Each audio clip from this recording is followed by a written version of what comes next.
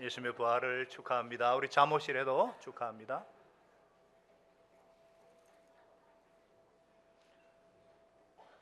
우리 초등부 아주 예배 잘 드리네. 훈련이 돼 있어가지고 목사님은 설교 짧게 할 거니까 이미 다 그죠? 부활의 증거들이 나왔는데 오늘 부활의 증거들 이란 제목으로 함께 은혜를 나누고자 합니다. 이제 에어컨 꺼도 될 것 같은데. 네. 자, 준비되셨어요? 여러분, 제가 미국의 어떤 목사님을 만났는데요. 이분이 한 얘기가 부활절만 되면 생각이 나요. 그분이 뭐라 그랬냐면은 한 가지 참 이해가 안 되는 게 있다는 거래요. 그게 뭐냐 물어보니까 우리 한국 교인들이 거리에서나 집에서는 이렇게 막 웃으면서 막 즐겁게 흥겹게 얘기를 하다가도 갑자기 예배당 안에만 들어오면은 그렇게 심각하고 무서운 표정이 왜 그렇게 되느냐고, 왜 다 울상이냐고 이렇게 질문을 하는 거예요. 제가 응급결에 예수님의 고난을 많이 묵상해서 그렇습니다. 그러니까 그분이 하는 말이, 아니 그분이 부활하신 것은 잊으셨나요? 그분이 다시 살아계신 것은 잊으셨나요? 뒤통수한테 팍 맞은 느낌이에요. 여러분들, 예수님이 죽음을 이기고 부활하셨다면, 그리고 부활하신 주님이 우리와 함께 하신다면 우리는 넉넉히 기뻐해야 될 이유가 있는 사람인 줄로 믿습니다. 이 기쁨 가지고 사시기 바랍니다. 그게 우리가 마땅히 보여야 될 반응인 거예요. 그 기쁨이 저와 여러분 모두 있기를 축복합니다. 이 기쁨이 충만해지는 오늘 부활의 이 아침이기를 주님의 이름으로 축원합니다. 옆에 사람 쳐다보세요. 예수님 부활하셨습니다. 기뻐하십니다. 한 번 더. 이거는 정말 중요한 일이에요. 정말. 그런데도 전혀 반응이 없는 사람, 제 눈에 몇 분 보이는데 정말 예수님 부활 믿으세요? 그래요. 우리는 기뻐하며 살아야 합니다. 우리가 이렇게 부활절이 정말 기쁨이지만 2000년 전에 무덤을 찾아갔던 이 여인들에게는 전혀 그렇지 않았어요. 여인들은 그날 무슨 특별한 기대를 가지고 간 것이 아니었어요. 다만 갑자기 예수님이 돌아가셔가지고 경황이 없어가지고 다 하지 못했던 예수님의 장례 예를 드리기 위해서 가셨던 겁니다. 그날 아침 무덤으로 가는 길이 얼마나 쓸쓸했는지, 눈물이 마르질 않았고 여전히 울면서 갔지 않았을까 싶어요. 그렇게 찾아갔던 무덤이 놀랍게도 비어 있었습니다. 예수님이 정말 부활하셨다는 것입니까? 정말 부활하셨다면 증거가 뭐냐 이거죠. 여러분, 성경에 보면요, 예수님의 그 부활하신 증거가 수도 없이 많아요.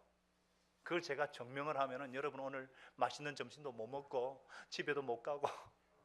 그러나 오늘 이 본문에서 말하는 부활의 증거 한 몇 가지만 한번 살펴봅시다. 첫째, 슬픔이 환희로 바뀌는 곳에 부활의 증거가 있다는 거예요.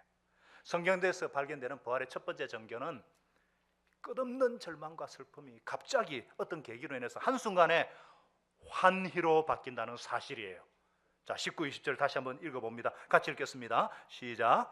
이날 곧 안식 후 첫날 저녁 때에 예수께서 오사 가운데 서서 이르시되 너희에게 평강이 있을지어다. 이 말씀을 하시고 손과 옆구리를 보이시니 제자들이 주를 보고 기뻐하더라. 여기는 그냥 기뻐하더라 이렇게 표현하고 있지만 자세히 들여다보면 제자들이 하나같이 환희를 경험하고 있다는 사실입니다. 바로 조금 전에 20장 1절에 보면요, 새벽에 막달라 마리아가 예수님을 만나는 장면을 자세히 보면은 장례 예를 치르러 간 이 마리아가 예수님의 시체가 없었다는 것을 알고 막 울기 시작합니다. 더 엉엉 소리 옵니다. 하늘이 무너지는 것 같은, 예수님이 갑자기 돌아가신 것도 견딜 수 없는 슬픔인데 시신까지 없어졌으니 망연자실. 세월호가 오늘 13주기인데요 시신을 11구를 못 찾으니까 얼마나 안타까워요. 그래 막 울고만 있는데 그에게 부활하신 예수님이 찾아온 거예요. 마리아야, 라보니요. 여러분, 이 장면이 그려지십니까?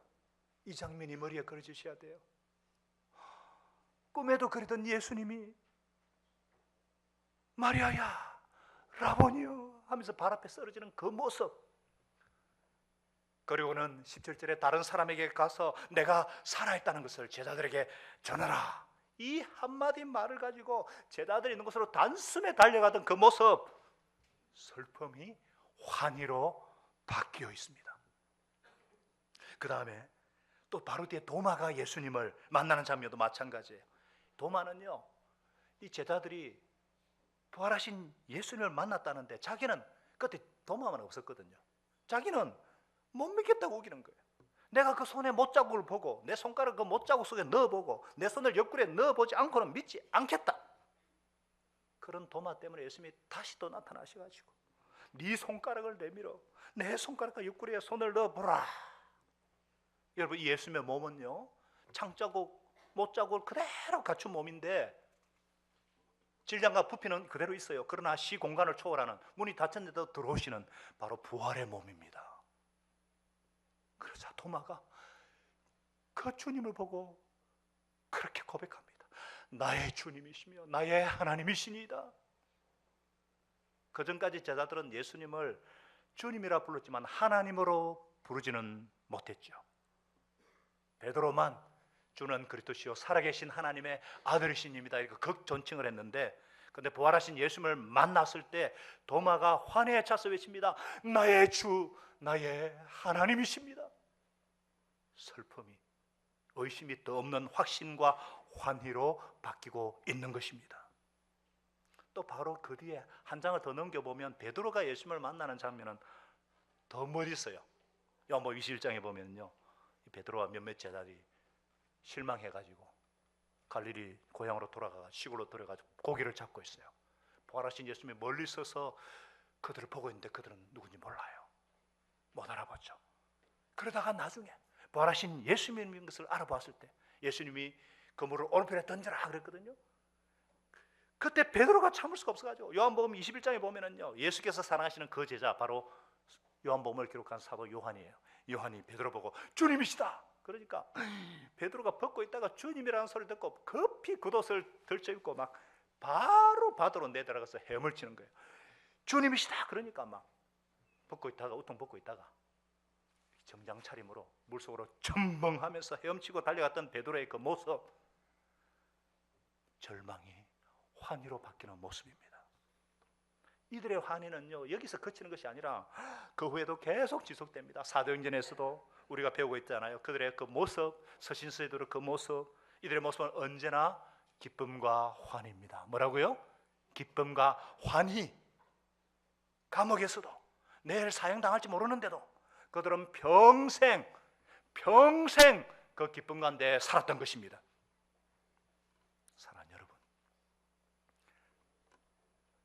사랑하는 여러분, 예수님의 부활의 증거가 무엇입니까? 바로 갑작스런 그 죽음으로 인해서 절망하고 슬픔에 빠져있던 사람들이 어느 순간에 환희에 찬 사람들로 바뀌었고, 그 기쁨을 평생 동안 간직하며 살았던 것입니다. 이게 부활의 증거가 아니고 뭐겠어요? 사실 사람의 죽음만큼 충격을 주는 게 없죠. 특히 사랑하는 사람의 죽음은 더 그렇습니다. 어떤 분이 대학 2학년 때 어머니가 갑자기 돌아가셨어요. 3, 4일을 그 충격 가운데 혼수 상태에 있었습니다. 그 충격이 가시기까지는 몇 년의 시간이 걸려야 했습니다. 이분들의 충격이 바로 이 제자들과 같지 않았을까? 그런데 그런 사람들이 어떻게 이렇게 한순간에 기쁨의 사람들로 변할 수 있었을까? 예수님이 부활하셨다는 것 밖에는 설명할 수가 없습니다. 뭐 아시다시피 제가 13살 때 아버지가 돌아가시고 호르머니가 저희 사남매를 키우셨는데요, 얼마나 고생을 많이 하셨는지. 젊은 나이에 위암으로 돌아가셨죠. 제가 부활하신 예수님을 만나지 못했다면 너무 억울해가지고 통곡을 했을 터인데 장례식장에서 싱글벙글 싱글벙글 벙글싱글 웃었어요. 미쳤지 않았습니까? 더 이상 고통도 눈물도 아픔도 없는 천국에서 영생복락을 누리고 계실 것을 생각하니까 제가 진짜 효도를 했고, 제가 돈방석에 앉으려고 그랬는데 더 좋은 천국으로 갔으니까 그리고 또 다시 만난다는 것을 믿으니까 얼마나 기쁘고 감사하든지 싱글벙글 제가 춤을 추지 않은 것이 다행이었어요. 그러면 그 모르는 오천 형들이 저를 막 어떻게 했습니까? 저희 어머니 너무 좋아했기 때문에. 이게 2000년 전에 그게 일어났던 역사적 사실만이 아니에요. 지금도 예수님의 부활의 증거는 우리 가운데 얼마나 많은지, 많은 사람들의 절망 가운데 기쁨을 경험하고 있다는 사실이에요. 오늘 간증하신 우리 안전장 장로님 대표적인 분이죠. 늘 예수 이름 권세에 확신을 가지고 기쁨과 환희에 찬 삶을 살고 있는 거예요. 예수님의 부활을 만난 사람은요, 기쁨을 알아요. 이 기쁨이 그냥 이거 아닙니다. 이 기쁨은 어떤 기쁨입니까? 예수님의 약속이에요. 이게 예수님의 약속이기 때문에 그래요. 요한복음 15장 11절 같이 읽어볼까요? 요한복음 15장 11절 시작. 내가 이것을 너희에게 이르면 내 기쁨이 너희 안에 있어 너희 기쁨을 충만하게 하려 하심이라. 계속되는 기쁨, 더 기쁨, 갈수록 충만해지는 기쁨. 우리 중에 슬픔 가운데 계신 분이 혹 계십니까? 고독과 외로움과 우울증으로 고통하는 분이 계십니까? 부활의 주님께서 세상이 줄 수 없고 도저히 할 수 없는 그 기쁨을 여러분들에게 주시기를 예수 이름으로 축복합니다. 두 번째 부활의 증거는 무엇이냐? 불신이 확신으로 바뀌는 곳이에요. 성경에서 발견되는 두 번째 부활의 증거는 심한 불신이 어느 순간에 어떤 계기로 해서 갑자기 엄청난 확신으로 바뀌고 있다는 사실입니다. 마가복음에 보면요, 처음에 제자들은 이 증인들의 말을 믿지 않았어요. 16장 11절에 보면은 그들은 예수님께서 살아나시다는 것과 마리아에게 보이시다는 것을 듣고도 믿지 아니하니라. 마리아가 예수님을 만났다고 얘기해도 믿지 않아요. 왜 믿지? 헛소리냐고. 안 믿어요. 또 엠마로 가는 두 제자에게 예수님이 나타나셔가지고 얘기했는데도 그들의 말을 듣고도 여전히 믿으려 들지 않아요. 16장 13절에 보면 두 사람이 가서 남은 제자들에게 일렀지만 역시 믿지 않냐라. 믿을 수가 없는 거예요. 그런데 어느 순간에 확 바뀌어버려요. 어느 정도 바뀌는가? 한 명도 예외 없이 그렇게 못 믿던 예수님의 부활하셨다는 그 사실을 전하다가 저는 순교합니다. 어떻게? 아니 어떻게? 예수님이 잡히시던 날 밤에 뿔뿔이 흩어지고 도망갔던 제자들이 닭이 울면 닭을 두려움에 예수님을 3번이나 부인했던 제자들이 그렇게 안 믿으려고 들던 그 제자들이 어떻게 며칠 상간에 그렇게 바뀔 수가 있는가? 여러분 어떻게 그게 바뀌기 가능해요? 바뀔 뿐만 아니라 어떻게 예수님이 살아났다는 그 메시지를 전하면서 순교를 당하는가? 제자들뿐이 아니었거든요. 예수님의 동생들요. 예수님의 육신의 동생들이 있었거든요. 이 동생들이요, 형한테 불만이 많았어요. 집도 안 돌보고 나다니고 막 사람들 몰고 다니는 형을 막 얼마나 비꼬는지 요한복음에 보면요, 7장에 보면요, 형님 여기서 떠나서 유대 가가지고요 거기 있는 형님 제자들도 형님이 하는 일을 보게 해주세요. 알려지기 원하면서 숨어서 일하는 사람 없습니다. 그렇게 알릴 바에야 세상에 드러내세요 하니 이는 그 형제들도 뭐라고요? 예수를 믿지 아니함이로라.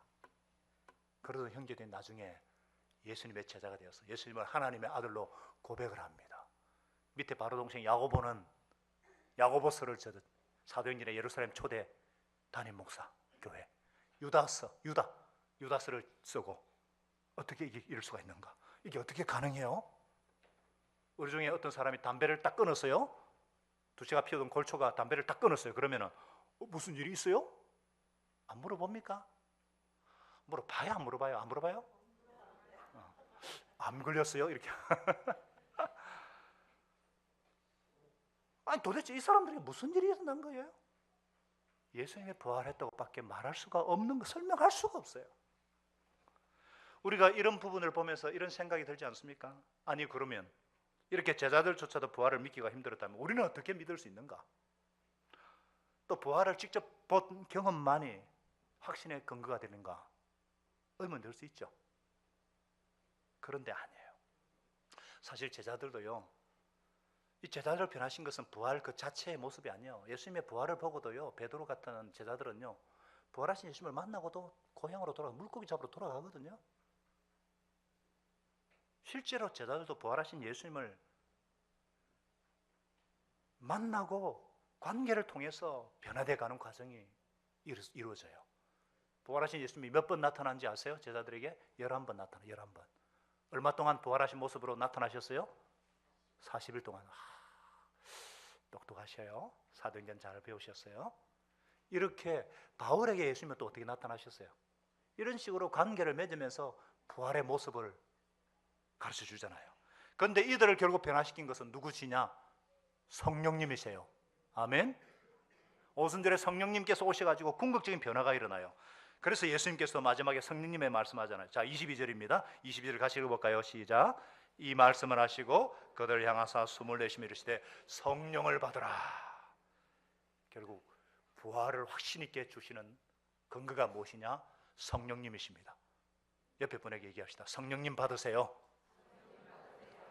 이게 뭔 말이냐? 자꾸 안 믿어지는데 무조건 믿으라 그러면 안 돼요.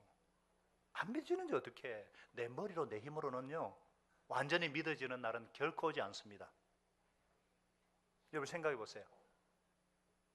그런데 여러분이 목장에도 오고 교회도 오면서 자꾸 성경을 공부하면서 조금씩 이해가 되고 자꾸 이렇게 믿음이 조금씩 생기죠. 그런데 여전히 부족한 느낌이 드시죠. 막 예수님이 부활하신 모습이 내 앞에 쫙 나타나면 믿을 건데, 그렇게 쫙 나타나면 여러분 큰일 나요. 다 눈이 멀어서 다 죽어버려요. 녹아버려요.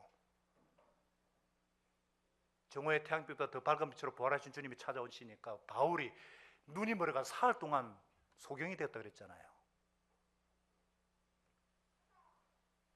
그러면 어떻게 해야 되죠? 결정하셔야 돼요. 예수님을 영접하기로 결정하셔야 돼요. 예수님을 영접할 때 성령님이 내 안에 들어오시거든요. 그때부터 관계가 맺어지기 시작해요. 계시록 3장 20절에 주님이 말씀하잖아요. 볼지어다 내가 문 밖에 서서 문을 두드리고 있다. 누구든지 내 음성을 듣고 문을 열기만 하면 내가 그에게 쑥 들어와서 내가 그와 더불어 먹고 그가 나와 더불어 먹으리라. 예수님을 영접하기로 결심을 하면 내 속에 예수님이 들어오신다는 거예요. 이 제자들도요, 부활을 본 그 자체 때문에 믿었던 것이 아니고 예수님이, 부활하신 예수님이 계속 그들을 만져주시고 관계하셨듯이 부활의 영이신 성령께서 여러분들을 만져주셔야 돼요. 그래서 예수님이 그러셨죠. 요한복음 14장 26절에 14장 26절도 같이 읽습니다. 시작. 보혜사 곧 아버지께서 내 이름으로 보내실 성령, 그가 너에게 모든 것을 가르치고 내가 너에게 말한 모든 것을 생각나게 하리라. 그래서 예수님 먼저 영접하셔야 돼요. 그러면 관계가 맺어지면서 나머지 덜 채워진 부분을 확신으로 채워주시는 거예요. 그리고 이 성령께서, 바로 예수를 죽은 자 가운데서 살리신 성령께서 우리의 죽을 몸도 다시 살려주십니다. 부활의 성령님, 이곳에 내 속에 들어와 주세요. 그래서 모든 것을 가르쳐 주시고 진리로 인도하여 주시옵소서. 마지막 세 번째, 부활의 증거가 뭐냐? 평범한 인생이 사명으로 바뀌는 것이에요. 성경에서 발견되는 부활의 증거는 평범한 인생을 살던 이 사람들이 어느 순간에 어떤 계기에서 사명 있는 인생으로 바뀌고 있다는 사실입니다. 자, 23절을 또 같이 읽어봅니다. 시작. 너희가 누구의 죄든지 사하면 사해질 것이고 누구의 죄든지 그대로 두면 그대로 있으리라.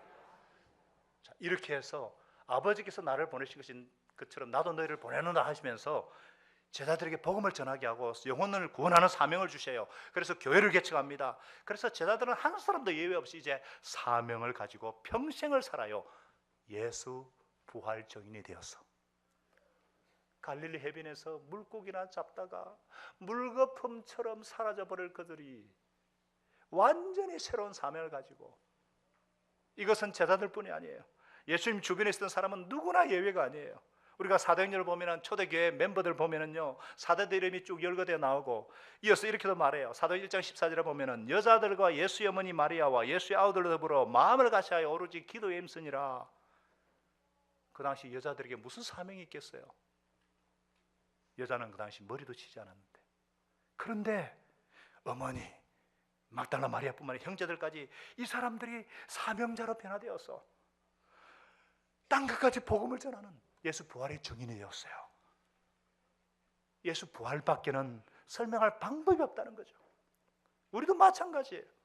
예수님이 부활했다는 증거가 어디 있느냐? 우리 자신들의 삶을 보면 다 알잖아요. 이 자리에 앉아있을 사람 없잖아요. 아무도. 왜 여기 있어요? 예수를 못 얻은 사람들이 어느 날 목표를 가지고 사명을 위해서 살기 시작했다면 그 사람이 바로 예수님의 부활의 증거입니다. 제 방에 와보신 분들은 아시겠지만 제 방에 다른 거 별로 없는데 목사 안수정과 미래르교회 부임패와 위임 목사로 임직한 패와 신학대학원에서 박사학위 받은 이렇게 학위증들이 놓여 있어요. 이게 뭐냐면요, 제가 부활의 증거거든요. 인생에 정말 별다른 목표 없이 그냥 출세만을 위해 살았던 제가 의미를 발견을 못해가지고 어디 돈과 정욕과 쾌락의 종로로 하며 살던 제가 예수님의 십자가 부활을 증거하는 목사가 되었다. 이거는 그분이 살아있다는 증거입니다. 산 증거예요. 할렐루야. 저뿐 아니죠. 여러분 한 분 한 분이 여러분의 삶에 바로 예수님의 부활의 증거입니다. 한번 잘 보세요. 옆 사람 얼굴. 그 부활의 증거로 예수 부활을 증인의 삶을 살고 있지 않습니까? 우리 선교사님들은 어떻고요? 16개국에 파송되신 63명 우리 선교사들은 예수님의 부활이 없으면요 국제 지금 사기꾼 하고 있잖아요. 예수님의 부활이 아니면 국제적인 사기꾼이거든요. 왜 거짓말을 전합니까?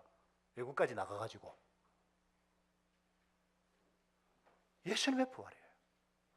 부활 때문에 만일 여러분 가운데 어떤 고난을 겪고 있는 분이 있다, 부활의 증거입니다. 왜냐? 디모데후서 1장 8절에 보면은요 이렇게 말씀하고 있어요. 우리 같이 읽겠습니다. 시작. 그러므로 너는 내가 우리 주를 정언함과 또는 주를 위하여 갇힌 자 된 나를 부끄러워하지 말고 오직 하나님의 능력을 따라 복음과 함께 고난을 받으라. 고난은 고난으로 그치는 것이 아니라 부활을 경험할 수 있기 때문에, 예수님을 위한 고난은 부활에 이르는 영광의 길이기 때문에, 그래서 여러분들 혹시나 사명이 없다면, 혹시나 어떤 아무런 기대를 갖지 않고 이 예배에 오셨다면, 누가 오라 그래서 오셨다면 부활의 주님을 간절히 찾으시기 바랍니다.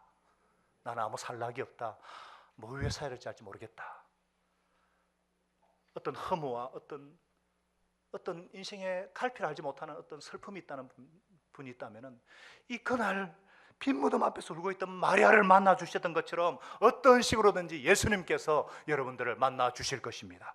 그래서 새로운 용기가 필요한 사람은 용기를 주실 것이고, 위로가 필요한 사람은 위로를 주실 것이고, 치유가 필요한 사람에는 치유를 허락하여 주실 것입니다.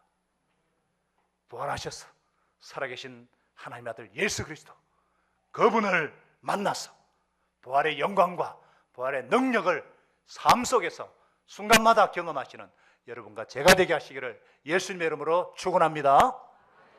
기도하겠습니다. 우리 오늘